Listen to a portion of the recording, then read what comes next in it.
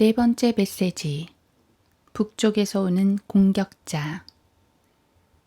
에스겔 38, 39장을 면밀히 살펴보면 하나님께서 팔레스타인의 미래에 대해 어떤 계획을 마련하고 계신지를 배울 수 있다.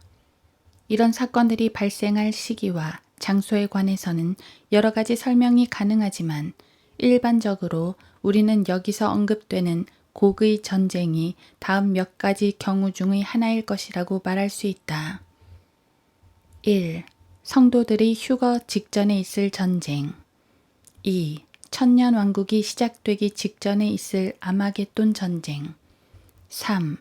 천년 왕국이 끝나고 백보좌 심판 직전에 있을 곡과 마곡의 전쟁. 요한계시록 20장 6절에서 10절. 이 두 장을 공부하다 보면 분명한 것과 분명치 않은 것이 몇 가지 있다. 분명한 것들은 다음과 같다. 1. 팔레스타인은 그 전쟁에서 위기에 처한 나라이다. 에스겔 38장 5에서 15절, 39장 1에서 11절. 2. 팔레스타인의 적들은 북쪽에서 온다. 에스겔 38장 6, 9, 15절, 39장 1에서 11절. 3. 팔레스타인의 적들은 완전히 패한다. 나는 에스겔 38, 39장의 전쟁에 대한 가르침에 있어 독단적이 되고 싶지 않은데 이는 많은 훌륭한 그리스도인들이 이 전쟁의 시기에 대해 의견들이 일치하지 않기 때문이다. 이 전쟁이 계시록 19장 마지막 절에서 언급된 아마겟돈 전쟁일 것이라고 하는 데에는 적어도 세 가지 이유가 있으며 계시록 20장에 언급된 백보좌 심판에 앞서 있을 곡과 마곡의 전쟁일지도 모른다고 하는 데에는 최소한 두 가지 이유가 있다. 이러한 어려움을 좀 더 잘 이해하려면 먼저 에스겔 38, 39장의 곡의 전쟁과 계시록 20장의 곡과 마곡의 전쟁과의 차이점들을 알아야 한다. 1. 계시록 20장 7, 8절에서는 사탄이 지휘관인 반면 에스겔 38장 3에서는 곡이 지휘관이다. 2. 계시록 20장 8절에서는 군대들이 땅의 사방으로부터 오는 반면 에스겔 38장 6절에서는 북방으로부터 온다. 3. 계시록 20장 9에서 10절에서는 전쟁의 끝이 곧장 하늘과 땅의 소멸로 이어져서 마지막 심판이 시작되는 반면 에스겔 39장 11에서 17절에서는 전쟁에 이어 7개월 동안의 장례 기간이 있다. 4. 계시록 20장 9절에서는 공격이 예루살렘 도시에 가해지는 반면 에스겔 38장 8에서 13절에서는 팔레스타인 국가에 가해지게 된다. 이러한 차이점들로 인해 학자들은 에스겔 38, 39장에 나타나는 곡의 전쟁이 계시록 20장에 언급된 곡과 마곡의 전쟁 전에 일어날 것이 틀림없다고 믿게 되었다.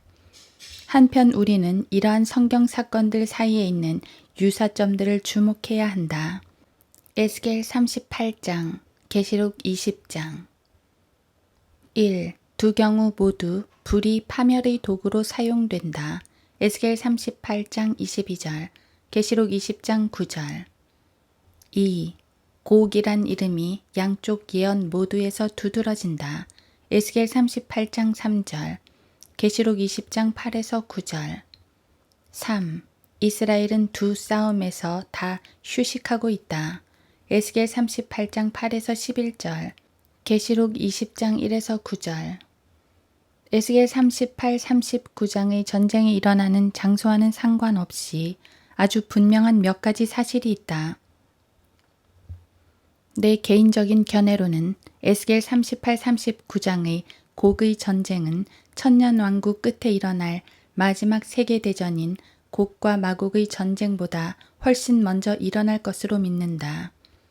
킹제임스 성경에는 장들의 순서에 따라 사건이 순차적으로 진행되는 예들을 볼 수 있는데 이러한 사실들은 에스겔 38, 39장의 곡의 전쟁이 예수 그리스도의 재림 전에 일어나는 전쟁이라는 결론에 도달하게 된다. 다음의 증거들을 보라. 1. 시편 22편은 예수 그리스도의 십자가 사건이다.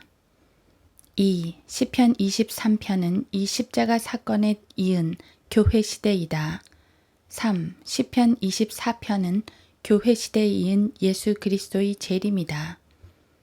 이 얼마나 놀라운 순서인가. 1. 역대기 하에서 유대인들은 뿔뿔이 흩어진다.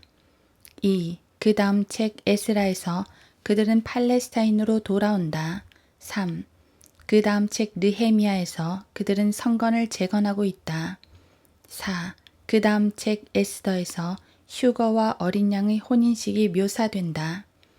5. 그 다음 책 욥기에서 유대인들은 환란을 겪는다. 42달과 42개 장, 7년과 7일 낮과 밤, 욥기 2장 13절. 이 얼마나 놀라운 순서인가. 1. 시편 44편은 지상에 일어나는 대환란이다. 2. 시편 45편은 하늘에서 거행되는 어린 양의 혼인식이다. 3. 시편 46편은 혼인식 이후의 재림이다. 참으로 놀라운 순서가 아닌가. 에스겔서에서는 성경 그 어느 곳에서보다도 길고 자세하게 천년 왕국에 대해 설명하고 있는데 40장부터 48장까지 9장에 걸쳐 왕국의 설립이 설명되고 있다.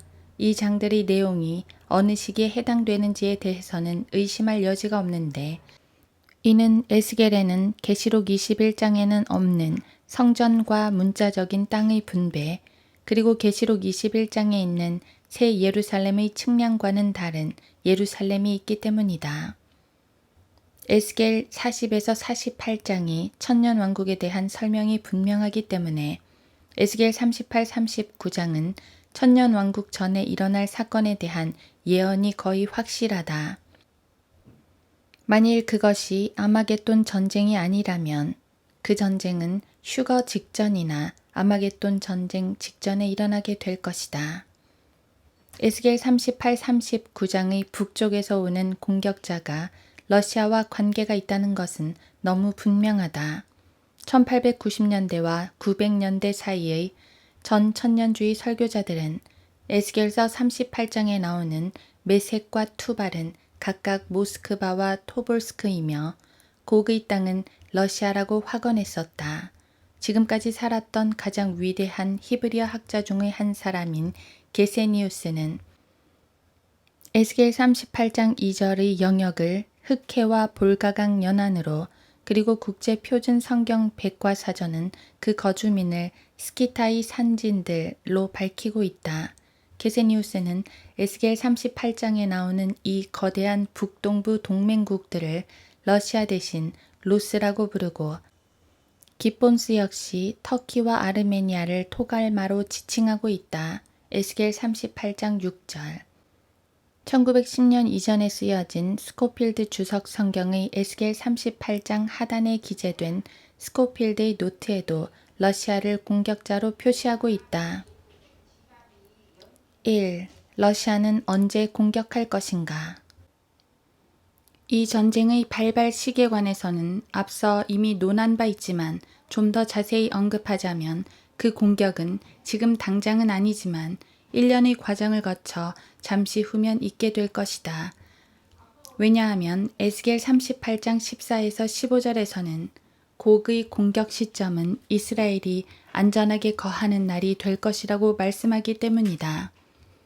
그러나 이스라엘은 지금 전혀 안전하게 거하고 있지 못하다.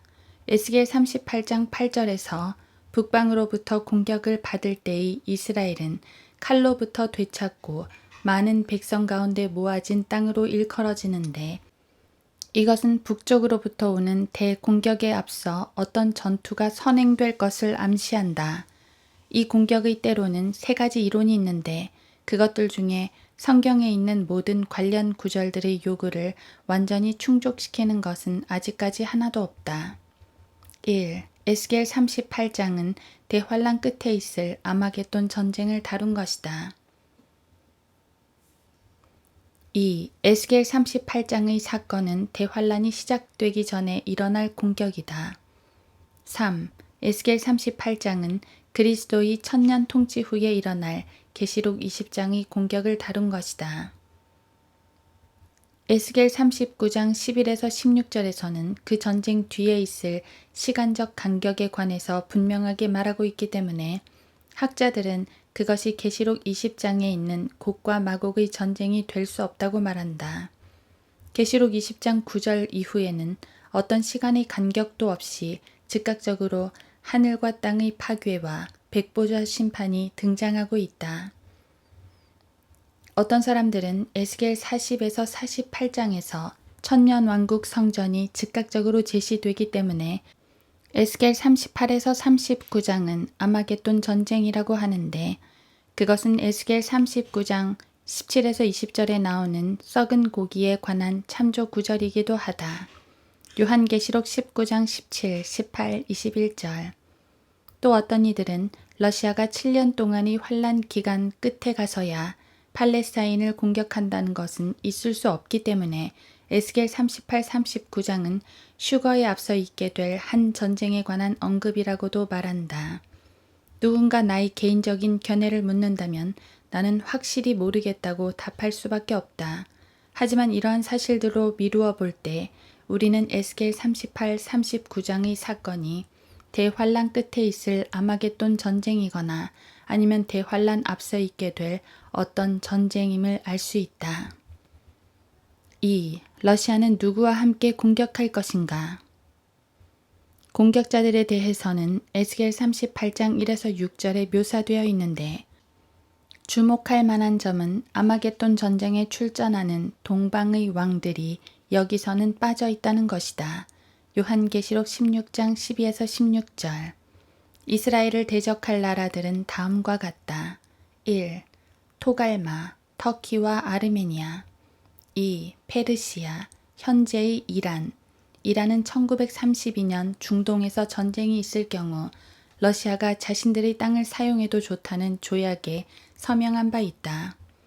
3. 고멜, 아스크나스. 역대기상 1장 5에서 6절의 자손들. 일반적으로 이들은 그리스 북부와 후에 오스트리아, 폴란드, 독일에 정착한 유럽인들로 확인되었다. 4. 리비아, 아프리카에 위치한 나라, 현재의 국가명.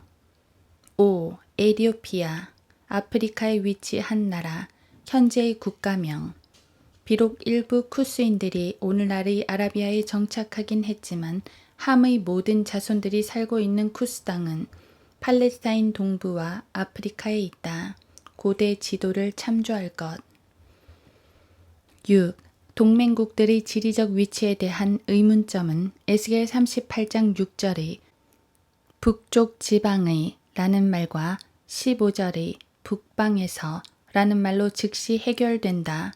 또한 이 말씀은 러시아의 공격 장소를 알려준다. 3. 러시아는 어디를 공격할 것인가? 에스겔 38장 9절은 러시아가 공격하러 올라오되 폭풍같이 올라올 것이며 구름처럼 땅을 덮을 것이라고 기록하고 있다. 이 구절에 대한 주석으로는 러시아가 미사일이나 비행기로 팔레스타인을 공격할 것이라는 것과 팔레스타인을 공격하는 동시에 미국을 공격하러 북쪽으로 올라갈 것이라는 두 가지 이론이 있다. 에스겔 39장 2절에서 하나님께서는 러시아가 이스라엘의 산들 위로 올라올 것이라고 말씀하시는데 그것은 그 공격이 일반적으로 팔레스타인의 서쪽 편으로 이어질 것이라는 뜻이다. 이는 모압 평지에 호렙과 피스가와 길라산을 제외하고는 높은 산이 없기 때문이다. 칼멜산, 에프라임산, 시온산, 스코파스산, 올리브산, 레바논 산맥 등 고원에 있는 헤르몬산 오른편에서 나일강까지의 모든 산들은 사해 서편에 위치해 있다. 에스겔 39장 11절은 이 견해를 결정적으로 확증해 준다. 에스겔 38장 1에서 9절, 39장 1에서 11절에서 우리는 러시아가 공군력의 지원을 받아 기마 부대와 함께 온다는 것을 알 수 있는데 그들이 헤르몬산에서부터 시온산에 이르는 팔레스타인 산맥의 서쪽 면을 따라 일격을 가하면 북쪽으로부터 갈릴리 바다 양쪽으로 갈라져 내려오는 모습을 가상해 볼 수 있다. 이 모든 사건들이 어떻게 단계적으로 발전되어 순식간에 전개될 것인가를 보여주는 다음의 내용들은 우리를 전율케 한다. 성령께서는 러시아군의 주 복장은 비행복이 아니라 승마복임을 우리에게 분명하게 말씀하신다. 에스겔 38장 4, 15절. 미국은 말들을 전쟁 무기로 사용하는 것을 포기했다. 그러나 러시아는 오늘날 전 세계 말의 70%를 소유하고 있으며 지금 이 순간에도 영하의 날씨에도 견딜 수 있는 특수종의 말들을 길러내고 있다. 미국이 대륙간 탄도 미사일이나 전투기를 신뢰하는 것에 반해 러시아는 기마 부대에 주력하고 있다. 이것은 그다지 놀랄 일이 아니다. 한국 전쟁 당시에는 한꺼번에 5,000명이나 되는 러시아 기병들이 단시간 내에 들키지 않고 압록강을 건넜던 적이 있었다. 미래의 전쟁에는 말이 다시 사용될 것이며 말은 현대 전쟁의 복잡함 때문에 전투에서 한 변수로서 작용하게 될 것이다. 심지어는 고전적인 무기 중의 하나였던 활이 전쟁 무기로서의 본래 위치를 되찾고 있다. 성경의 예언에서 자주 언급되는 활들과 말들은 성경의 허구성을 증명하는 증거가 아니라 오히려 성경이 성령의 영감으로 기록되었음을 강력하게 입증하는 결정적인 증거인 것이다. 캔사스주 포트 레베너스에는 말에 관해서라면 백악관에서 첫 번째로 손꼽히는 전통 있는 기병 학교가 있는데 그 학교의 학생들은 마지막에 있을 큰 전쟁이 말잔등 위에서 치러질 것이라는 사실을 잘 알고 있다. 언젠가 포트 레베너스 출신의 한 나이 많은 기병이 나에게 만약 제2차 세계대전 말기에 연합군에게 500명의 기병만 준비돼 있었다면 기름이나 가스 없이도 30분 내에 베를린 전체를 함락시킬 수 있었을 거라고 말한 적이 있다. 그는 베를린의 거리들은 대부분 너무 좁아서 탱크나 군용 트럭의 사용이 불가능했기 때문에 보병들로는 먼 거리를 신속하게 점령하는 데 적합하지 못했지만 기병들은 충분히 해냈을 것이라고 덧붙였다. 제2차 세계대전 당시 독일제 타이거 탱크를 탄 88명의 전차 부대원들이 러시아의 기마 부대와의 전투에서 맥을 못 추었다는 것은 잘 알려진 이야기이다. 말은 탱크가 다닐 수 없는 곳을 갈 수 있으며 탱크를 만나도 그 허를 찔러 승리할 수 있다. 게다가 말은 기름이나 가스 등 연료의 고갈을 걱정할 필요가 없다. 우리가 대륙간 탄도미사일이나 로켓포, 레이더 등의 기대를 거는 동안 러시아는 주로 기마병들이 수행할 에스겔 38, 39장의 전쟁을 소리 없이 준비하고 있다. 인간이 전쟁을 승리로 이끄는 것이지 최첨단 장비와 전쟁 무기들이 전쟁을 승리로 이끄는 것은 아니다. 이 사실을 모르는 현역 장성들은 한 명도 없지만 미국은 위기의 때를 대비한답시고 파괴적인 핵무기를 자랑하며 핵탄도를 발사시키는 조그만 단추의 안전장치에 대해서만 신경을 곤두세우고 있다. 오늘날 미국은 자신이 어느 지점에 와 있는지, 어떤 속도로 가고 있는지, 또 어디로 향하고 있는지를 한 번도 생각해 본 적이 없이 허풍만 떨며 비행기를 조종하는 길 잃은 조종사와도 같다. 악인은 지옥으로 돌려질 것이요 하나님을 잊어버린 모든 민족들도 그러하리라. 시편 9편 17절. 길 잃은 미국은 멸망의 때에 자신들을 구해줄 수 있는 인격체이신 하나님을 신뢰하는 대신에 자신들이 만들어낸 비인격체인 전쟁 무기를 더 신뢰하고 있다. 그러나 이런 것들에 대해 말하는 것보다 독자들 개개인에게 묻고 싶은 것이 있다. 당신은 구세주를 아는가? 그분에 대해서 알고 있는가를 묻는 것이 아니라 그분을 실제적으로 알고 있는가 하는 것이다. 당신의 생애에 있어 당신의 모든 죄들로부터 당신을 구원해 주신 주 예수 그리스도를 자신의 구주로 정확히 믿고 영접한 적이 있는가? 마태복음 1장 21절.